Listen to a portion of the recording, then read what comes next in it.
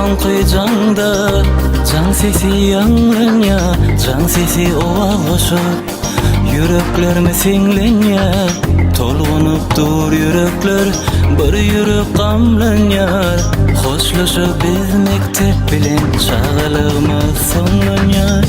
Bugun soňky janda, can sesi ýanglanya, can sesi owa goşup, yüreklerime siňlenýär, tolgunup dur yürekler, bir yürek gamlanýar.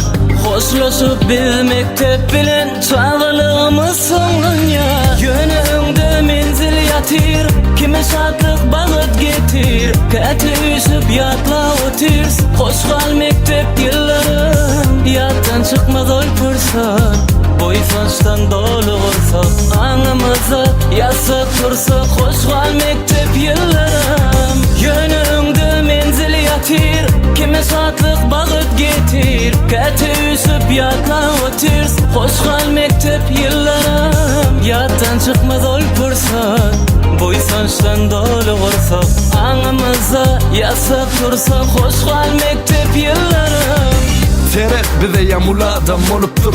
Mektep sana sağ olsun muludur. Senne bağıttan başlap ehli zadımı taptım. Sen bana edep verdin, on mirin okuttum. Molimler siz alkışlara münasip, tapıp olmaz sizdey. Yaşlığa sıdani alıp ak bilim, siz bilenem bugün hoşlaşıyak. Solgun ya yürek tamamlan ya 11. klas. Mukaddes öyüm, ah mektebim diyesim gelmen diyen. Hoşgal bugün senne dolu yatlama, senne dörer hoş kovun. Yattan çıkarmarın hiç senne geçen her günüm.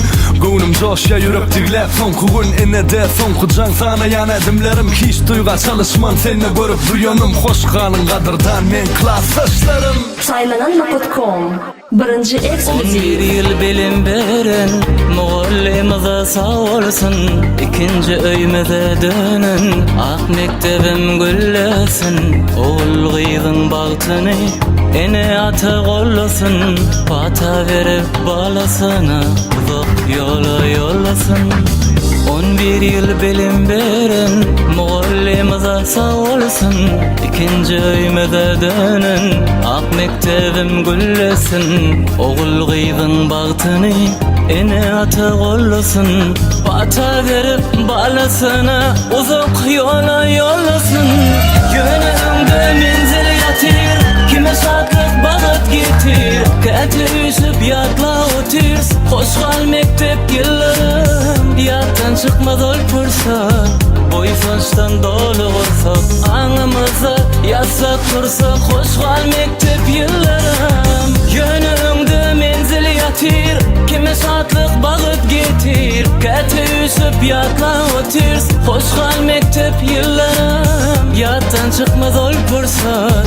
Boýsançdan dolu bolsak, aňymyza ýasak tursak. Hoşgal mektep ýyllarym. Hoşgal mektebim